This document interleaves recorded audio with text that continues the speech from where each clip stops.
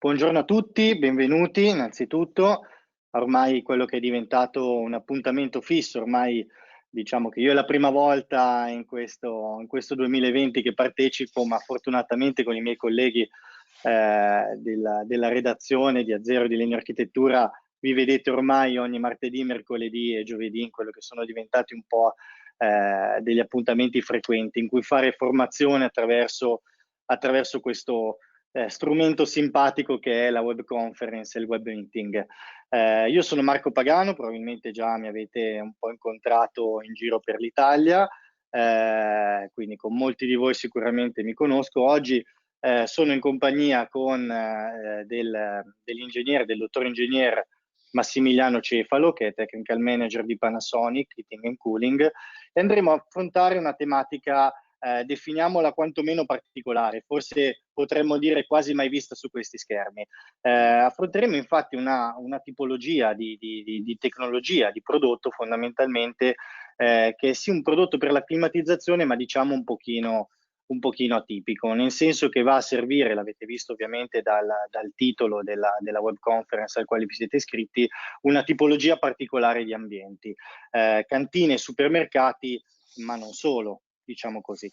Io direi di lasciare a questo punto, per illustrarci un po' le caratteristiche, le funzionalità e gli ambiti di applicazione di questo prodotto, definiamolo il wine cellar, all'ingegnere Massimiliano Cefalo. Buonasera a tutti, anche da parte mia e da parte di Panasonic. Voglio iniziare precisando un pochettino che la soluzione Wine Cellar è un'applicazione speciale della gamma Pacai. Forse avete sentito già parlare, aspettate un attimo che ho problemi di...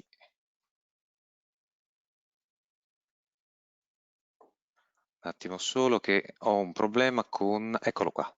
La gamma Pacai non è altro che diciamo delle macchine frigorifere di calore a espansione diretta e quindi agiscono direttamente sull'aria all'interno dei locali.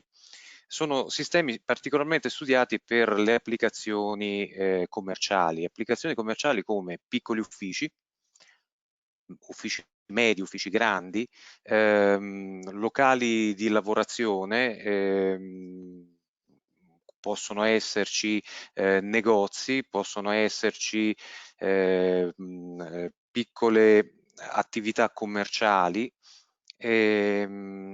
La gamma praticamente, la tecnologia di questa gamma qui risiede nel compressore, che è un compressore inverter twin rotary con gas R32. Abbiniamo l'efficacia e l'efficienza di un prodotto altamente tecnologico a un gas che ha un impatto ambientale veramente molto, molto ridotto rispetto all'R410.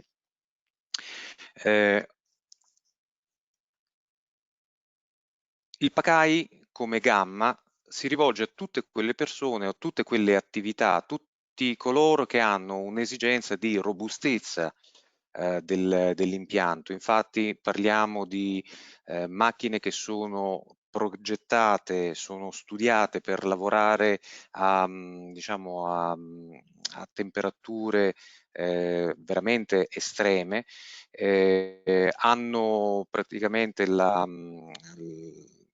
i dettagli delle unità esterne sono curate veramente eh, in maniera molto dettagliata, quindi abbiamo le schede delle unità esterne che sono siliconate, quindi hanno una protezione in più rispetto all'elettronica che normalmente si trova all'interno dei prodotti da condizionamento, giusto per proteggerle e da eventuali insetti che possono in qualche modo andare sulla piastra oppure forme di umidità che si possono creare all'interno della scatola elettrica e creare eventuali cortocircuiti. Va incontro alle esigenze di affidabilità perché sono macchine che a tutt'oggi Panasonic suggerisce e monta all'interno di locali dove funzionano 24 ore su 24, 7 giorni su 7. Parliamo di locali shed, locali di trasformatori e tutte quelle attività dove mantenere costante la temperatura nell'arco della giornata diventa fondamentale per sia la produzione e sia il continuo della vita normale delle persone. Performance molto elevate con macchine che arrivano, macchine Pacai che arrivano fino a SR di 8,5, SCOP di 5,1. Semplicità nell'installazione e nella gestione. Stiamo parlando di macchina ad espansione diretta dove una volta fissate le unità interne e l'unità esterna, bisogna realizzare semplicemente dei collegamenti con tubazioni relativamente piccole perché contengono gas refrigerante e facili da posizionare all'interno dei locali. Facili nella gestione perché sono dotati di un comando che poi vedremo in seguito con una serie di menu facilmente scorribili e le cui funzioni sono facilmente individuabili e gestibili. Un'elevata connettività. Oltre a utilizzare queste macchine per diciamo in modalità stand alone, quindi classico sistema unità interna, unità esterna e comandino a muro, c'è la possibilità, vista la tecnologia che è montata a bordo di questo sistema, quindi le linee di trasmissione seguono il protocollo bus, quindi abbiamo la possibilità di collegare fisicamente la logica, quindi l'elettronica di questa macchina a dei centralizzatori di sistemi più grandi, sempre Panasonic, come sistemi VRF, GHP, sistemi che sono all'interno dello stesso edificio e vanno controllati e gestiti in modalità centralizzata. Oppure c'è la possibilità anche di utilizzare sistemi esterni, quindi sistemi BMS per la gestione di questi sistemi commerciali, Pacai. Ingombri contenuti. L'unità esterna più piccola ha una larghezza di 87 cm, mentre quella più grande 98 cm. Adesso vediamo anche come sono in figura. Le unità interne sono esattamente 7 modelli. Questi 7 modelli cercano in qualche modo di andare incontro alle esigenze sia tecniche che estetiche dei nostri committenti e dei nostri progettisti. Partiamo dalle murali, che sono sul lato sinistro, identificati con la sigla PK, per poi andare attraverso le cassette a 4 vie 60x60, 90x90, passare per le macchine a soffitto e finire con macchine canalizzate a bassa, media e alta prevalenza con capacità molto elevate che vanno da 20 a 25 kW.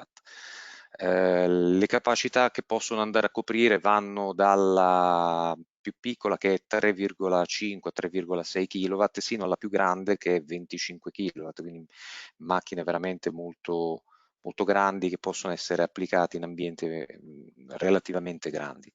Le unità interne si compongono di 4 chassis in particolare, 4 diciamo involucri che hanno dimensioni molto ridotte. La macchina più piccola ha taglie che va dalla 3,6 kW alla 6, quindi 3, 5 e 6 kW, 7 kW e 100 la seconda forma, la seconda macchina. Da 10 a 14 kW le macchine iniziano a essere più grandi e dal 20 a 25, quindi solo 2 taglie, la macchina più grande che si differenzia da quella immediatamente prima di lei per qualche centimetro. La cosa più importante è che queste macchine sono studiate per lavorare a temperature che vanno in raffrescamento da meno 15 gradi a più 46. In caldo da meno 20 a più 24, con temperature di funzionamento interne che vanno da 18 gradi centigradi a 30 in caso di raffrescamento dell'aria e da 16 gradi a 30 in caso di riscaldamento dell'aria. Detto questo, l'applicazione speciale Wine Cellar è stata studiata utilizzando questi prodotti qua e per realizzare questa nuova soluzione abbiamo lavorato un pochettino sulle dimensioni delle unità interne. Infatti, cosa abbiamo realizzato nel nostro catalogo? Abbiamo realizzato mantenendo standard la misura dell'unità esterna,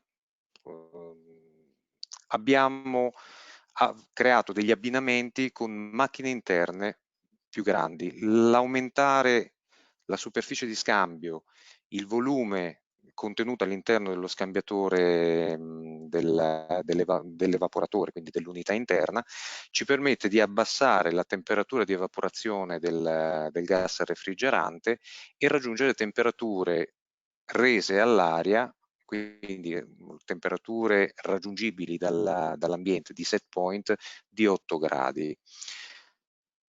Non è tutto, non è semplicemente aumentando le dimensioni dell'unità interna, diciamo, riusciamo a ottenere il vantaggio degli 8 gradi in set point. Abbinato a questo c'è la programmazione del nostro comando remoto per mezzo di un centro assistenza dove va a impostare dei dati che sono fuori standard, quindi non sono normalmente settati all'interno dei comandi o dei sistemi standard e la modalità di funzionamento viene bloccata in freddo. Perché viene bloccata in freddo? Perché queste macchine sono studiate per lavorare a temperature, temperature molto basse, temperature di evaporazione bassa. Non Quindi avrebbero le stesse... fondamentalmente, scusa, rifaccio un attimino Sì, per anche persone, perché vedo che almeno una decina di persone si sono collegate proprio negli ultimi minuti. Noi parliamo di un'applicazione fondamentalmente che va a servire tutta una serie di ambienti che hanno necessità di climatizzazione e di tenere temperature costanti molto basse, sì. definiamole così. Quindi se non ho capito male, voi siete partiti da una linea di prodotto che già avete, che va a servire tutta una serie di applicazioni commerciali, fondamentalmente, che dalle caratteristiche che ho visto prima, diciamo che un po', passami il termine, un trattore, nel senso che ha delle caratteristiche di robustezza, di potenza, che hanno fatto sì che adattandola con questo tipo di soluzione riesca ad arrivare anche ad assolvere una temperatura costante più bassa. E questo è il punto, Sì, se non, corretto, se corretto, non sto corretto. dicendo male. Sì. Detto Perfetto. questo, il sistema così configurato diventa l'applicazione speciale Wine Cellar. Quindi abbiamo come hai detto giustamente tu, abbiamo un sistema, una gamma di prodotti che è altamente resistente e altamente performante, adattato a lavorare a temperature diciamo, di set point degli ambienti interni molto più basse rispetto a quello che gli impianti residenziali potrebbero in qualche modo permettere. Okay? Detto Perfetto. ciò, qual è il contesto nel quale trova applicazione il sistema Wine Cellar? Quei locali, trova applicazione in tutti quei locali dove la temperatura deve essere mantenuta al di sotto di quelle che sono le temperature normalmente assicurate in campo residenziale. Abbiamo detto che in campo residenziale le temperature minime in caldo, o meglio in freddo, in refrigerazione, sono 18 gradi. Ci sono molte attività, qui c'è un elenco che non è esaustivo, ma cerca in qualche modo di dare un'idea di quello che può essere il panorama che si può trovare diciamo in ambito commerciale e industriale in tutta Italia. Abbiamo cantine vinicole dove per la maturazione del vino oppure la conservazione del vino in bottiglia hanno la necessità di avere delle temperature che vanno da 12 a 18 gradi. Mielifici, in Italia noi siamo particolarmente, visto che ci sono zone molto, molto verdi, tante zone verdi, siamo particolarmente rinomati anche per il miele che riusciamo a produrre in Italia. Bene, i locali di conservazione hanno l'esigenza di mantenere temperature standard che vanno dai 15 ai 18 gradi per evitare ossidazione delle sostanze nutritive e nutrienti del miele. Abbiamo come possibili applicazioni depositi di aziende florovivaistiche, la vegetazione in generale, soprattutto i fiori, hanno la necessità per conservarsi nel tempo, freschi nel tempo, hanno la necessità di essere stoccati in ambienti molto, molto freddi. Laboratori di pasticceria, dove la lavorazione e lo stoccaggio delle materie prime richiede temperature che vanno da 15 a 18 gradi. Spazi di lavorazione delle carni all'interno di macellerie, macelli e altro, anche lì per evitare processi di degradazione, ossidazione delle carni che si stanno lavorando, le temperature vanno da 10 a 12 gradi, per non parlare poi dei locali di stagionatura dei formaggi, che a seconda se sono freschi oppure a pasta cotta vanno dai 5 ai 15 gradi, i frantoi, stoccaggio delle olive oppure la conservazione dell'olio mediamente intorno ai 12 gradi, 12-13 gradi, per finire poi ai laboratori tecnici. Panasonic ha fornito macchine che oggi stanno lavorando in laboratori universitari dove la temperatura deve essere mantenuta costante nel tempo, a intorno ai 15-16 gradi. Ecco, mi preme fare giusto questo appunto perché Sì. effettivamente parliamo di un'applicazione particolare. Noi con i nostri progettisti non siamo, siamo soliti parlare di climatizzazione, non è un argomento nuovo per loro, però forse trattato da questo punto di vista anche da noi è abbastanza nuovo, quindi stiamo parlando di ambienti ovviamente dove anche quando parliamo di laboratori di pasticceria, per esempio, non intendiamo il classico banco frigo dove vengono conservati i pasticcini e le torte, perché quello ha tutt'altra tecnologia che peraltro era stata presentata nello scorso vostro webinar, ma parliamo dei locali dedicati alla lavorazione, quindi sono tipicamente quelle postazioni fondamentalmente dove non transita l'utente, quindi anche nei termini del supermercato in cui l'abbiamo declinato fondamentalmente, perché molti dei nostri professionisti progettisti stanno progettando anche supermercati energia quasi zero. Questa è una tecnologia che non va tanto nella climatizzazione del locale dove entrano le persone a fare la spesa, ma va in tutti quei locali, diciamo, dietro le quinte dove c'è una lavorazione fresca del cibo. Questo ci tenevo un pochino a dirlo anche per contestualizzarlo meglio ai nostri professionisti che ci stanno seguendo. Perfetto, sì. Sono locali dove ci sono solo gli addetti ai lavori e normalmente gli addetti ai lavori hanno dispositivi di protezione individuale che li protegge da quelle temperature che non sono temperature che si trovano nel residenziale. Immagino in un'estate torrida dove ci sono 35 gradi esterni, effettivamente trovarsi in un locale addetto al pubblico a 15 gradi lo vedo poco verosimile, insomma, come attività, come insomma, applicazione.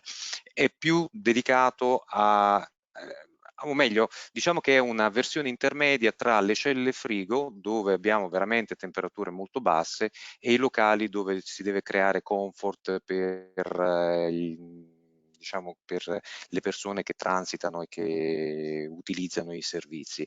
Quindi si trova un pochettino in una via di mezzo. Questo è un esempio di applicazione che potremmo trovare su piazza, sul mercato, e in questo caso viene rappresentata da un locale di lavorazione di materie prime alimentari, dove abbiamo le motocondensanti esterne, vediamo se riesco, ecco qua, motocondensanti esterne posizionate su un lato della casa, le tubazioni che vanno a distribuire il gas refrigerante fino alle unità interne, e le unità interne che sono collegate in gruppo al comando remoto. Come si vede in questa figura qua, le macchine sono collegate in modalità twin. Ci sono situazioni nelle quali le motocondensanti esterne, soprattutto per potenze molto piccole o relativamente piccole, abbiamo delle installazioni 1 a 1, quindi un'unità esterna, una unità interna, laddove le potenze in gioco sono molto elevate. Per distribuire in maniera più uniforme diciamo, la capacità dell'unità esterna, viene divisa in due diciamo, la taglia dell'unità interna,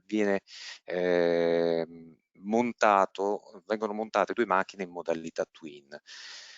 Vediamo un attimo che cosa significa. Prima di arrivare al line-up, in questa slide facciamo vedere un pochettino quello che è il campo di lavoro di questo sistema qua. Abbiamo visto il Pacai, quello standard, il Pacai standard è che va da temperature esterne di meno 15 sino a 46 gradi centigradi. Anche questa macchina qui riesce ad andare da meno 15 a più 43 gradi centigradi e all'interno riesce a portare l'aria da 24 gradi come set point massimo a 8 gradi set point minimo. Nella grafica che vedete qui sulla destra vedete una parte tratteggiata che è quel campo di lavoro dell'unità esterna dove Panasonic consigliare è un po' un eufemismo, impone l'utilizzo di protezioni per il vento e la neve, perché queste macchine devono poter lavorare a temperature molto basse all'interno, quindi devono essere in grado di essere protette nel campo di lavoro che va da meno 5 fino a meno 15. Sì, poi c'è un tema molto importante che è quello effettivamente che ci troviamo in locali dove un eventuale malfunzionamento o danneggiamento della macchina non causa semplicemente un discomfort alle persone, come possono provare in estate ad avere caldo in casa, ma qua parliamo di eventualmente anche un danno economico, di quello che viene Senza lavorato dubbio. fondamentalmente in un locale, quindi molto meglio Mhm. adottare forse delle protezioni in più, ecco. Sì, sì, sì, senza dubbio. È un sistema di processo, come può essere una macchina di lavorazione della materia prima, insomma, non è un Certo. semplice accessorio. Ecco, per quanto riguarda le combinazioni che con Panasonic si possono ottenere, quindi per la versione wine cellar, abbiamo le unità, per esempio, da 3 kW e mezzo, vanno in combinazione con le unità interne da 6 kW. Normalmente vengono abbinate delle taglie che vanno da un 12% in più sino a un 66% in più, fino a 14 kW interni, o meglio, fino a quasi 12 kW esterni, ci vanno le unità interne da 14 in modalità singola. Come dicevo prima, per ciascuna unità esterna viene collegata una sola unità interna. Sì. Ma a Da livello di 13... collegamento, che Sì, dicevi prima, un discorso di una unità interna, diciamo, sovradimensionata rispetto all'unità esterna. sì. C'è una differenza di collegamenti, immagino, anche tra quello che appunto che è fondamentalmente le tubazioni che connettono l'unità esterna con quella interna. Lì avete pensato, immagino, sicuramente anche a quel tipo di soluzione, ecco. Sì, allora, è chiaro che ci sono alcune macchine che man mano che aumenta la taglia, aumenta anche diciamo, l'attacco dei rubinetti sia sull'unità esterna che sulle unità interne. Nel momento in cui utilizziamo delle unità interne più grandi rispetto alle unità esterne, ci saranno dei casi nei quali l'attacco, quindi il raccordo sull'unità interna sarà più grande della tubazione consigliata per montare l'unità esterna abbinata. Partiamo dal presupposto che la cosa che ci interessa è trasferire esattamente la quantità di refrigerante che è in grado, il volume di refrigerante che è in grado di trasferire la taglia dell'unità esterna. Quindi cosa succede? Come indicazione noi diamo di mantenere la taglia del tubo che va dall'unità esterna fino all'unità interna e mettere un adattamento, diciamo un raccordo, diciamo una riduzione, o anzi un'espansione, forse meglio dire, un'espansione sull'unità interna. Quindi se invento la macchina esterna richiede una taglia, facciamo l'esempio di 3 ottavi, aspettate un attimo che vediamo un attimo, qui, se avevo fatto uno specchietto, va bene, non fa niente. Se viene prevista una taglia, si continua con quella sezione del tubo esattamente per il raccordo dell'unità esterna, e arrivata all'unità interna si crea una sorta di espansione per il collegamento all'unità interna. Quello che otterremo è la corretta circolazione del volume di gas refrigerante. L'impianto si differenzia semplicemente da quello standard solo per le dimensioni della batteria dell'evaporatore dell'unità interna, quindi fondamentalmente non c'è la necessità di aumentare la sezione del tubo, che poi ha un costo anche più elevato rispetto alla soluzione precedente. Quindi si ragiona con il tubo che viene connesso all'unità esterna, quello comanda e si arriva con un adattatore sull'unità interna, ok? Esattamente, esattamente. Abbiamo visto un pochettino quelle che sono stavamo dicendo che sino a 12 kW dell'unità esterna abbiamo la possibilità di attaccare un'unica macchina da 14 kW. Superati i 12 kW, le configurazioni vengono trasformate in twin. Quindi cosa succede? Succede che per una 13 kW e 6 dovremo mettere 2 macchine da 10 kW. Okay, questo ci permette di distribuire in maniera molto più uniforme la capacità dell'unità esterna all'interno degli ambienti che dobbiamo raffreddare.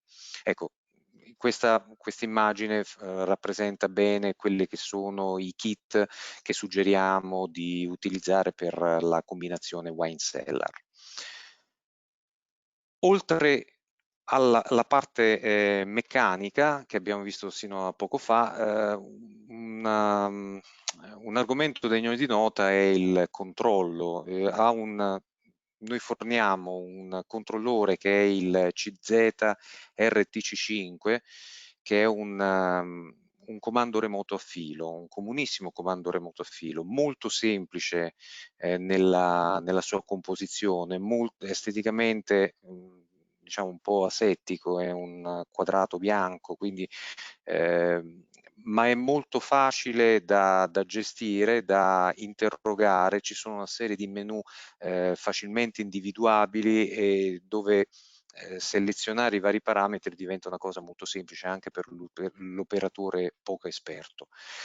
All'interno di questo comando, che esteticamente sembra molto molto semplice, molto spartano, ci sono delle funzioni che sono date di default che a mio parere per il tipo di applicazione sono veramente molto importanti, diciamo in alcuni casi veramente decisivi. Parliamo di rotazione dei tempi di funzionamento dei sistemi di raffrescamento, operazioni di backup, monitoraggio dei consumi elettrici e l'ultimo, che è una funzione particolare di Panasonic, il data navi.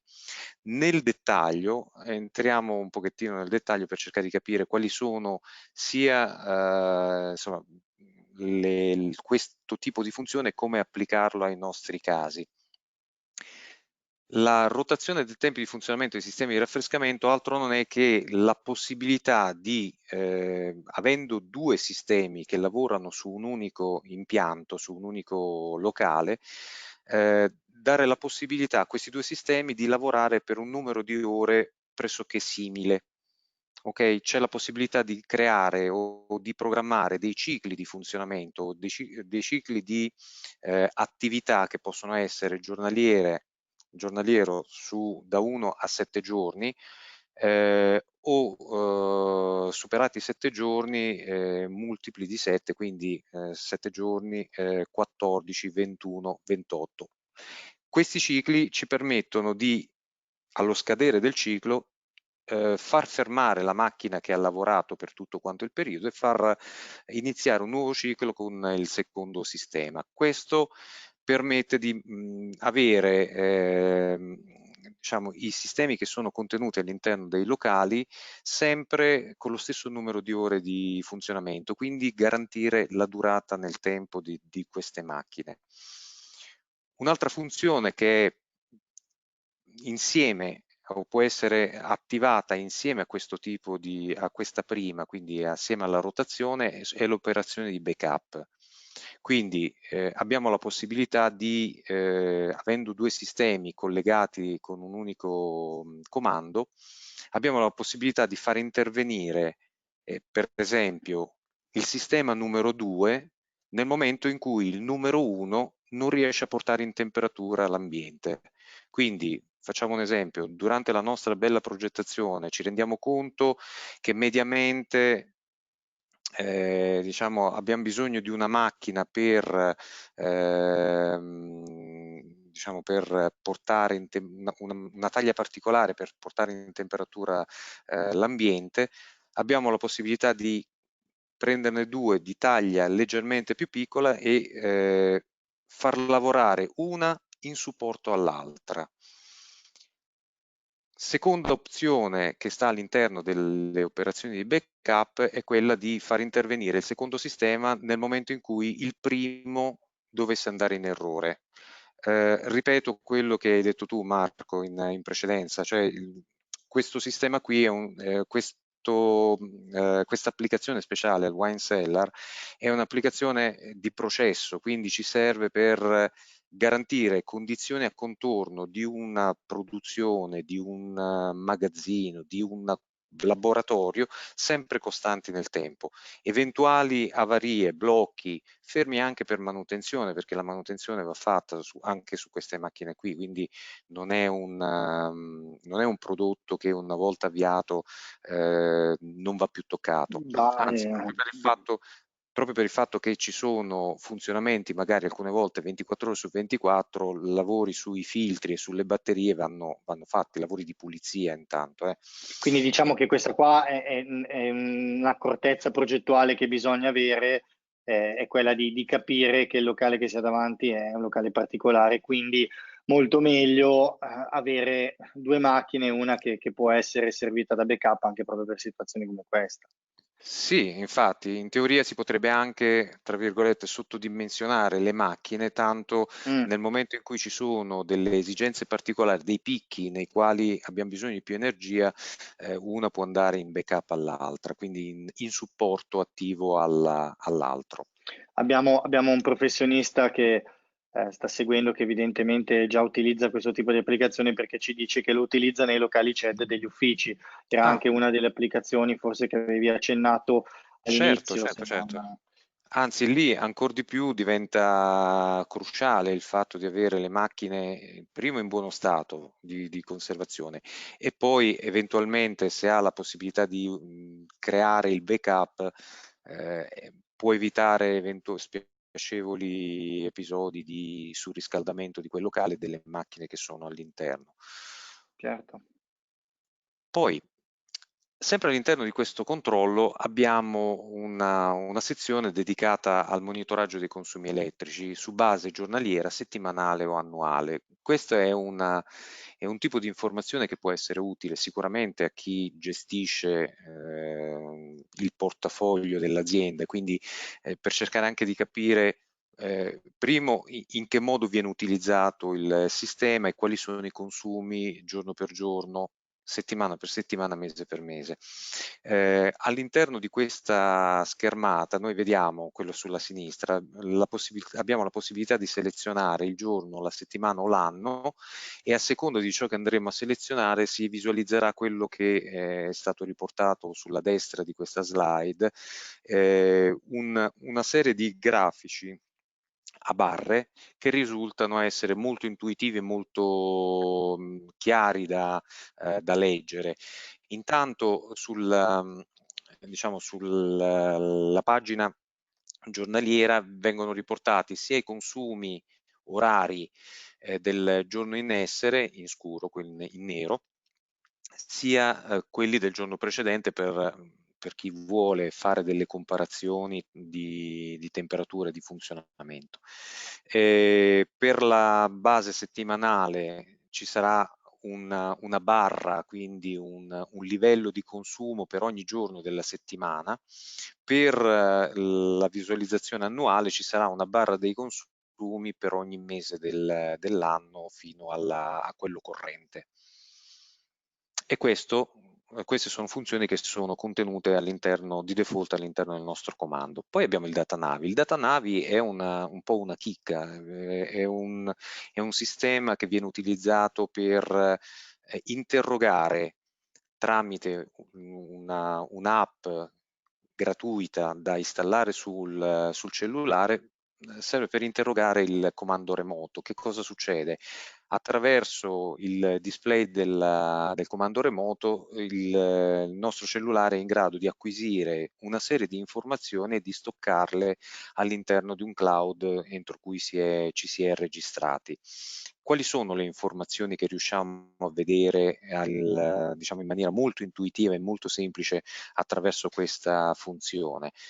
Partiamo innanzitutto con le informazioni sul funzionamento, dove abbiamo la modalità di funzionamento, la temperatura, la velocità dell'evento, il set point che è stato impostato, la potenza, o meglio i consumi elettrici sino a quel momento e i consumi elettrici di tutta la giornata precedente, e poi la temperatura esterna. Abbiamo la possibilità di controllare e verificare i consumi sotto forma delle barre che vi ho spiegato in precedenza, giornaliera, settimanale e annuale. C'è la possibilità di leggere in maniera molto semplice, intuitiva e chiara il codice di allarme che eventualmente si è verificato sulla macchina, la data e l'ora entro la quale si è verificata l'anomalia, e una serie di suggerimenti che si possono adottare per risolvere il problema stesso. Ultimo, non per importanza, la possibilità sempre attraverso l'app, quindi attraverso il cellulare, di scaricarsi il manuale operativo del comando, in modo tale da avere che cos'è sta roba? Perfetto. Da avere diciamo, le informazioni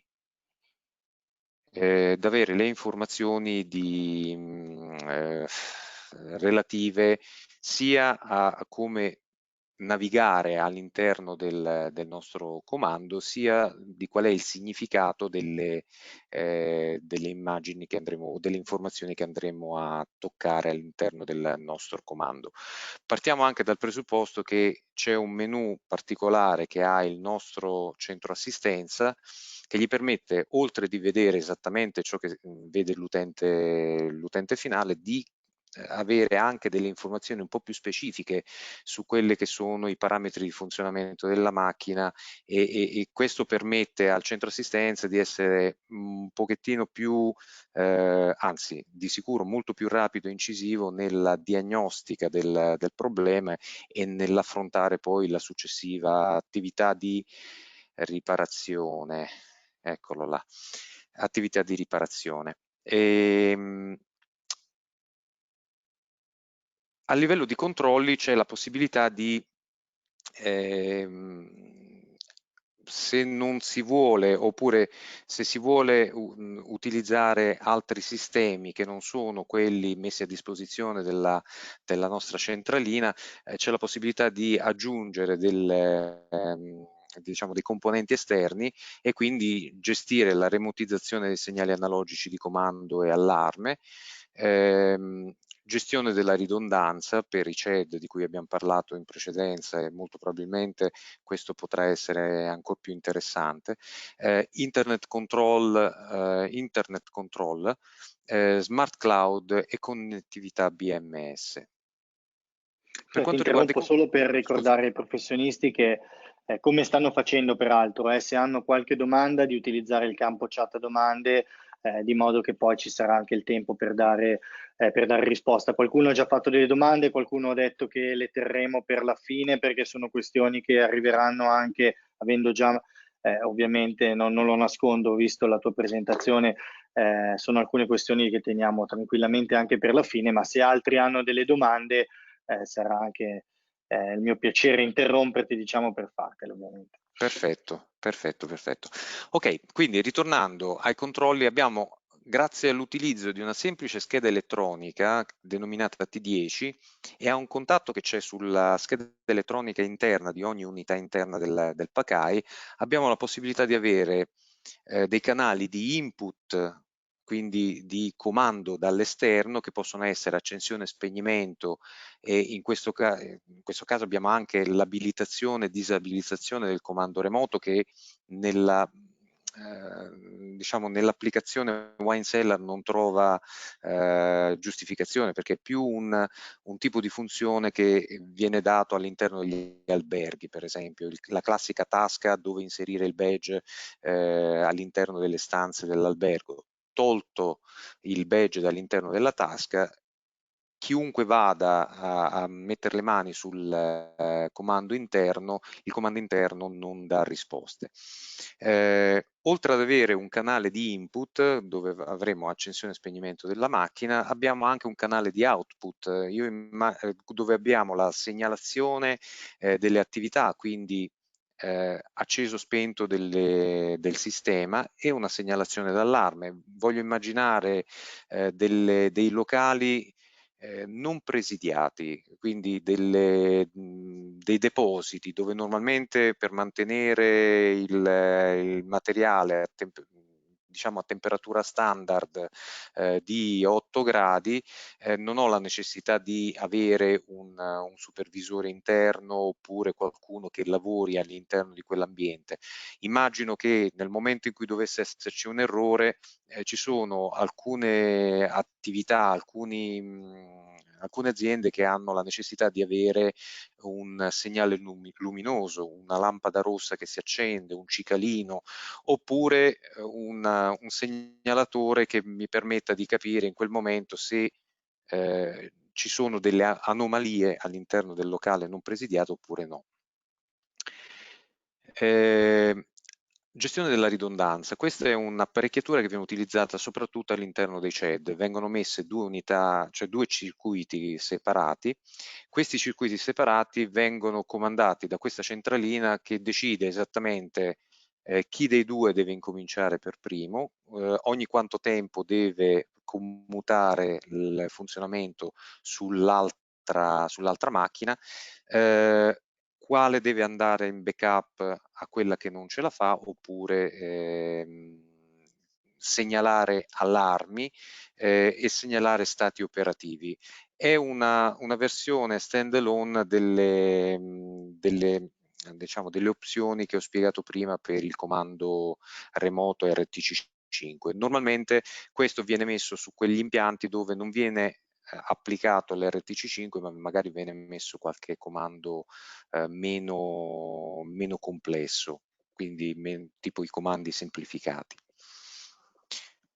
Internet control, questa è un'altra possibilità che Panasonic dà per la gestione delle macchine PACAI, grazie a un apparecchietto che è chiamato CZKWFC1, attraverso diciamo, una linea wifi c'è la possibilità di interfacciarsi con un cellulare dotato di un'applicazione gratuita scaricabile dalle piattaforme sia di Android che di Apple, attraverso la quale in qualunque momento della giornata, in qualunque posto del mondo dove ci si trovi, c'è la possibilità di accedere a un menu degli impianti controllati, lo vedete in questa immaginetta qua centrale, andando a selezionare le unità che interessa interrogare si va a vedere lo stato di funzionamento delle macchine. Per impianti molto più grandi che si vanno ad integrare, o meglio, per sistemi wine cellar che si vanno a integrare in impianti più grandi tipo VRF, immagino un wine cellar all'interno di una cantina di un albergo prestigioso che oltre ad avere la cantina dover mantenere a temperature relativamente basse, ha la necessità anche di climatizzare gli spazi comuni, ha la necessità di climatizzare le stanze e quindi ha bisogno di sistemi che non sono il wine cellar, ma sono dei sistemi molto più diciamo complessi, quali VRF elettrico, VRF a gas, oppure combinato con un certo numero di unità interne che vanno gestite diciamo in gruppo. C'è la possibilità di collettare tutti questi impianti sotto un unico centralizzatore che diciamo che è sotto cloud. Il vantaggio del cloud è quello là di avere, io immagino ad esempio un energy manager che deve gestire non semplicemente un unico sito, perché quello lo si può fare tranquillamente con sistemi molto meno complessi e molto più locali, tipo l'intelligent controller, ma immagino un energy manager che deve gestire praticamente più alberghi o più ristoranti o che voglio dire capannoni della logistica, dove in tempo reale ha la necessità di vedere qual è la modalità di funzionamento di tutti quanti gli impianti, quali sono i consumi che stanno avendo per poter definire, una volta selezionate gli impianti che lavorano tra virgolette male o danno delle prestazioni molto, molto basse, definire quali sono le operazioni di migliorie che si devono fare sugli impianti o sulle persone, perché molto spesso non sono solo gli impianti a poter creare dei consumi eccessivi, ma anche il modo in cui li si utilizzano, che possono in qualche modo andare a peggiorare le finanze di chi deve gestire alberghi, ristoranti o altro. Quindi lo smart cloud non fa altro che raccogliere sotto un'unica mappa tutta una serie di impianti distribuiti sul territorio nazionale e internazionale e vedere in tempo reale tutto ciò che succede all'interno, compreso, se viene collegato al wine cellar, compreso il wine cellar, quindi si riuscirà a capire quali sono i consumi, quali sono le modalità di funzionamento, le temperature impostate e quindi avere sotto controllo tutti quanti i parametri. Ultimo, ma non per importanza, BMS. Può essere che qualcuno abbia la necessità, perché magari non ha i sistemi Panasonic diciamo, che gestiscono praticamente le temperature degli spazi comuni o delle camere o degli altri locali, ma altri sistemi, e vuole gestire la wine cellar sotto una connettività building management system. Abbiamo 6 interfacce che vanno dalla KNX, Modbus, Intesis Home, BACnet, attraverso le quali possiamo tranquillamente collegare il nostro wine cellar, la nostra applicazione wine cellar e renderla visibile e gestibile attraverso i gestionali che aziende strutturate possono avere all'interno diciamo dei loro ambienti. Detto questo, abbiamo visto quali sono anche i controlli che possiamo applicare e quali sono, diciamo, le funzioni importanti che si possono sfruttare di default sul nostro comando per ottimizzare il funzionamento del sistema Wine Cellar, e vediamo un'applicazione tipo. Quello che vedete qui è un case history diciamo che abbiamo fatto in una pasticceria molto rinomata dell'Interland bolognese, dove l'esigenza era quella là di diciamo mantenere una temperatura costante di 15 gradi all'interno di un del laboratorio di lavorazione delle materie prime che sta al di là del vetro che voi vedete al centro della figura. Quindi nulla che ha a che fare con l'area espositiva dove c'è il transito dei clienti, ma un locale dedicato proprio allo stoccaggio e alla lavorazione della materia prima. Siamo venuti incontro sia alle richieste dell'utente, che voleva la sicurezza di un impianto che in qualche modo potesse garantirle continuità nel tempo senza darle problemi. Questa è un'applicazione che è operativa praticamente più di 20 ore al giorno dal 2016. Siamo riusciti ad andare incontro a quelle che erano le aspettative del nostro cliente, ma anche le aspettative del progettista, che aveva spazi diciamo, disponibili relativamente piccoli, e quindi con l'unità esterna che vedete nella figura in basso a destra siamo riusciti a dare esattamente le prestazioni richieste sia dal progettista che dall'utente finale, con degli spazi di ingombro veramente molto Ecco, molto questa ridotti. qua era una delle domande, nel senso che è arrivata da un professionista e mi riallaccio proprio adesso perché si vede anche la foto dell'unità esterna, poi Mhm. eventualmente possiamo girare a questo professionista anche un catalogo con ingombro, eccetera. Lui dice, oltre alle macchine Senza dubbio. esposte, che sono quelle che hai presentato fino adesso, che vanno bene per locali di grandi dimensioni, spesso noi tecnici ci troviamo ad operare in locali che ricadono in centri storici, per cui è necessario per la realizzazione del wine cellar l'impiego di unità di dimensioni ridotte tipo monoblocco ad incasso. Può parlarcene? Allora, qua vediamo che fondamentalmente si riesce anche, ovviamente con le dovute cautele di una macchina che l'ingombro ce l'ha, ma può avere anche degli ingombri ridotti, credo, a lavorare bene contenendo gli spazi occupati da queste macchine. Non mi viene difficile pensare che una soluzione di quel tipo lì possa essere applicata anche in un centro storico, non so adesso magari se...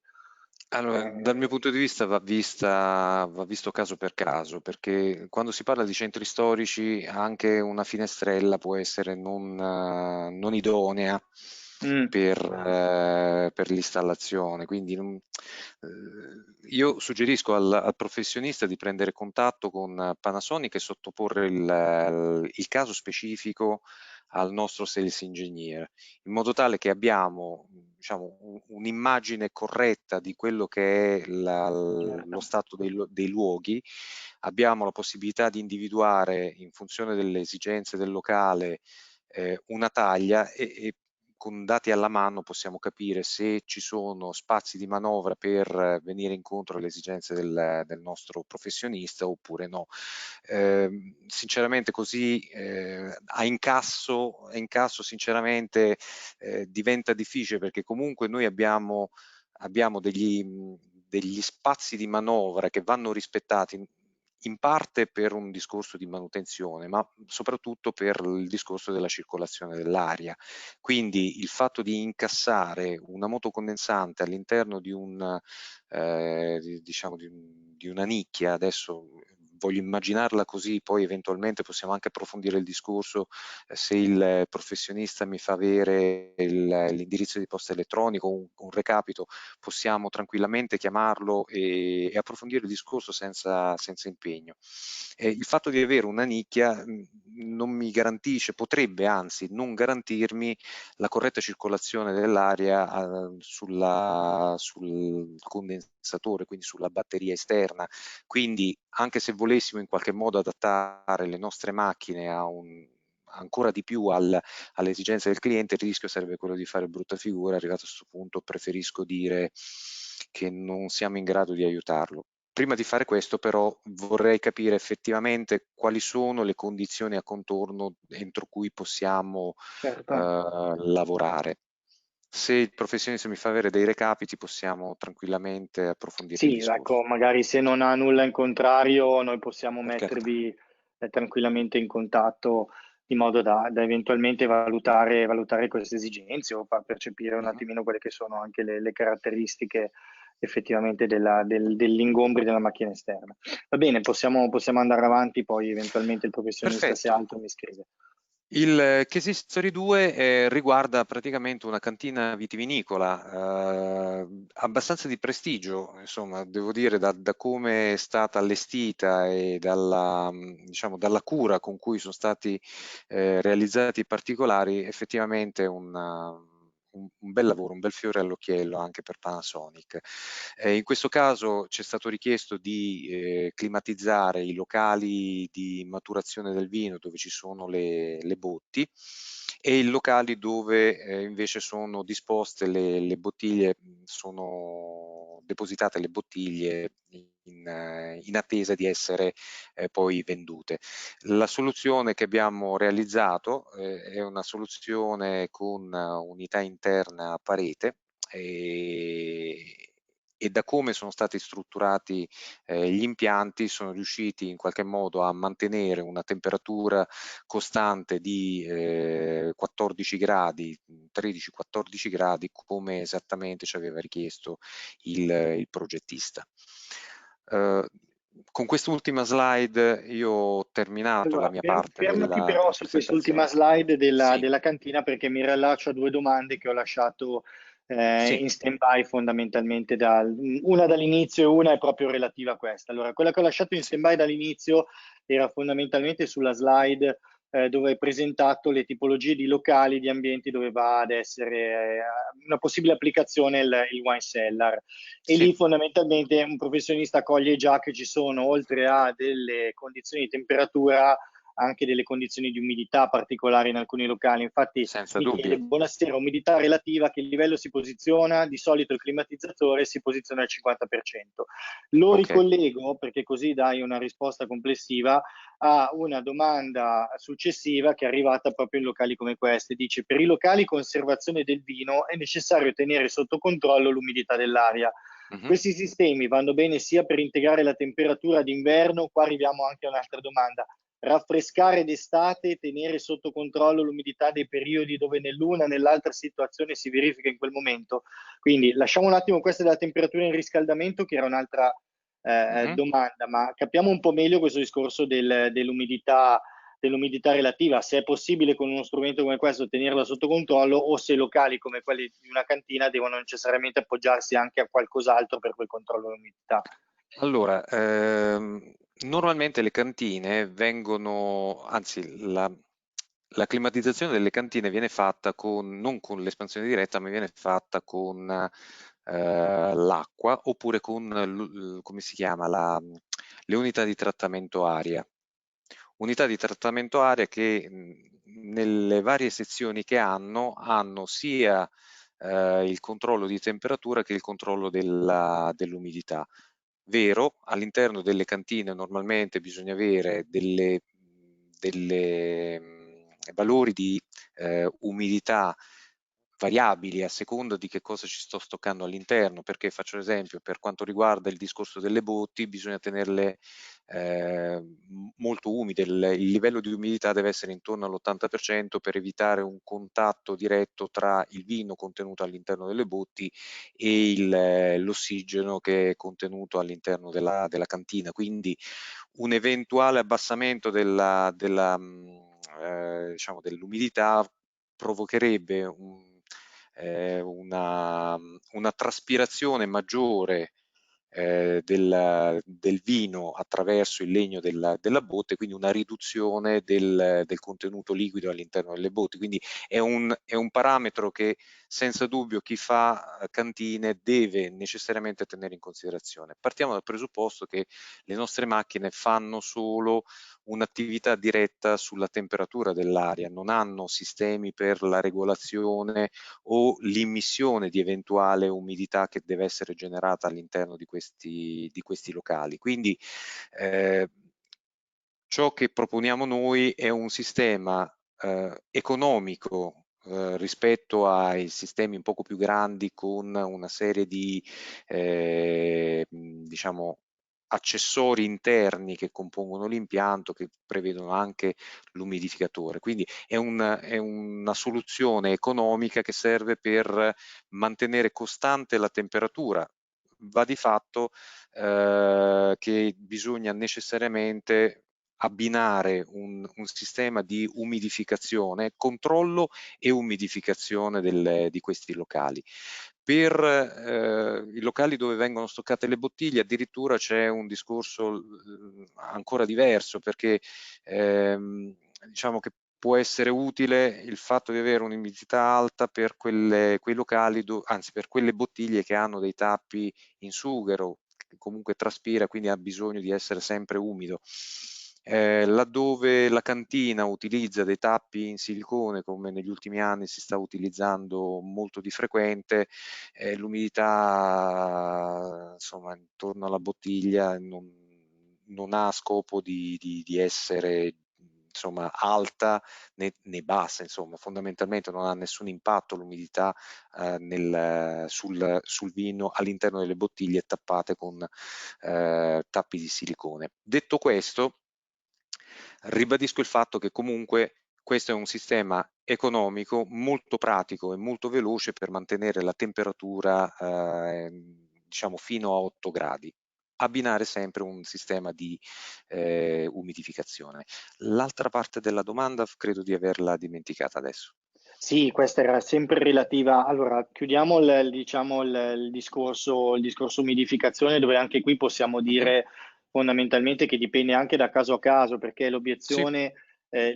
la domanda che ti ho posto questa mattina quando ho visto la presentazione era quella: ma un locale cantina normalmente interrato necessita di una climatizzazione così importante? Ed effettivamente ci sono anche, dipende da caso per caso, perché oggi assistiamo anche ad un ampliamento di determinate cantine che diventano quasi un luogo esperienziale, dove accanto al locale che magari era interrato, che una volta era dedicato allo stoccaggio delle botti e delle bottiglie, oggi si affiancano magari, perché proprio si ingrandisce lo spazio a disposizione, altri locali che non lo sono. Quindi possiamo usare anche tutto l'isolante che vogliamo, possiamo creare un ambiente confortevole, ma arrivare a quelle determinate temperature, se esposto a raggi solari eccetera, senza uno strumento di questo tipo qua, probabilmente diventa anche complesso e difficile. L'altra domanda Sì. che ci faceva, sempre tra l'altro lo stesso professionista, è quella se in qualche modo la riassumo dicendo: questo strumento qua può funzionare anche in caldo. Visto che il Pacai da cui nasce probabilmente anche in che riscaldamento può funzionare. Allora, partiamo dal presupposto che questa è un'applicazione speciale per raggiungere basse temperature. Per raggiungere basse temperature utilizziamo degli evaporatori, quindi delle batterie interne, delle unità interne più grandi. È chiaro che è studiato soprattutto per raggiungere basse temperature. Il rischio qual è? È che una batteria così grande interna non raggiungerebbe le temperature di set point che insomma ci siamo prefissati, o si prefissa o si aspetta il progettista, e seppur vogliamo fare un'applicazione di questo tipo, perché magari ci sono pochi gradi da dover recuperare,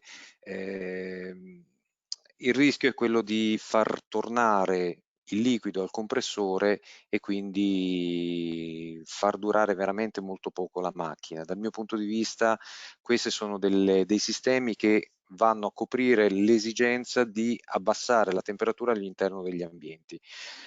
Ho bisogno di fare anche il caldo, prendo una macchina molto ma molto più piccola, e gliela metto a fianco, quindi la macchina più piccola fa esattamente il suo lavoro, per cui è strutturata, è dimensionata ed è diciamo omologata, dà le massime prestazioni, soprattutto se deve lavorare con salti termici relativamente piccoli, e faccio un passettino indietro. Questa macchina o questo sistema è un sistema che serve per garantire la temperatura all'interno di ambienti, quindi è una macchina di processo. Il rischio è quello di utilizzarla male, il rischio di utilizzarla male è quello di rimanerne senza, quindi io rimarrei sul far fare a ciascun apparecchio esattamente quello per cui è stato studiato.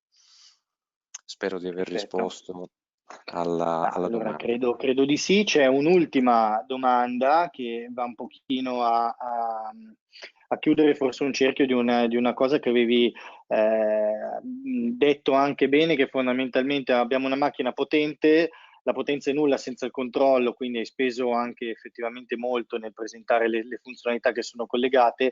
Ci chiedono però se io ho un'unità esterna singola, vediamo perché anche il progettista mi chiedeva, magari gli chiedo se sto interpretando bene la domanda.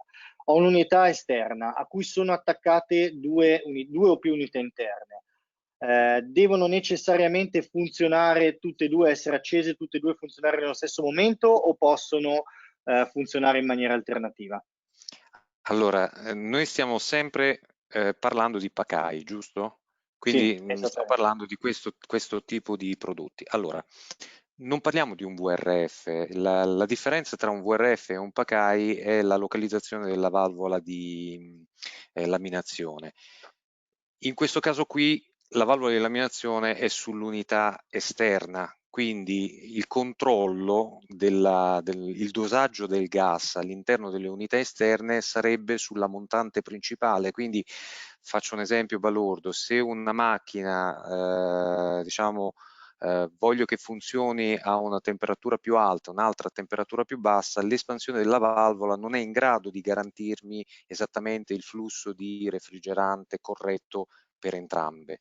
Motivo per cui questo sistema qui, anche se ha 2 o più macchine, fino a 4 se ne possono mettere nei sistemi standard, non nei wine cellar, anche se ne mettono 2, non è altro che uno sdoppiamento fisico dell'unica unità interna che si può collegare sul sistema. Quindi lo scopo non è quello di avere 2 unità interne che vanno a coprire 2 locali con esigenze completamente diverse. Per fare questo ci vuole un mini VRF. Il mini VRF ha la forma uguale a quella che si vede in questa figura in alto a destra, ha la possibilità di mettere da 2 fino a 8 unità interne. Ciascuna unità interna ha la sua valvolina a bordo macchina che può, una volta che richiede energia dall'unità esterna, può andare a dosare e a far funzionare esattamente l'unità interna per quello che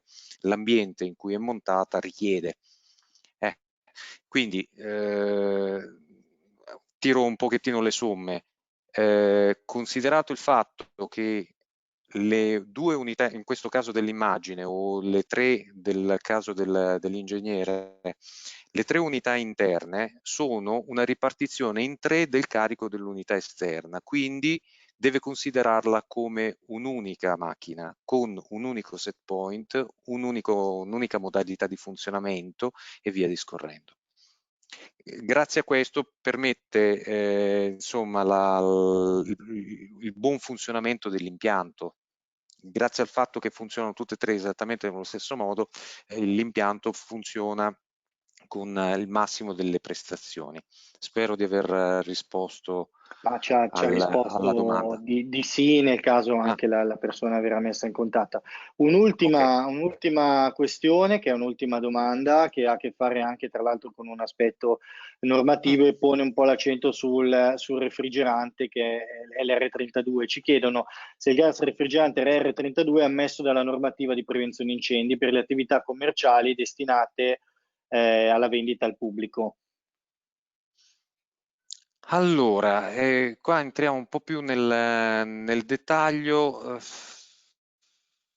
Allora, informazioni che ho io in questo momento, sì, noi stiamo vendendo sono macchine commerciali, solo in alcuni casi non si può vendere, o meglio, non si possono applicare questi sistemi qui.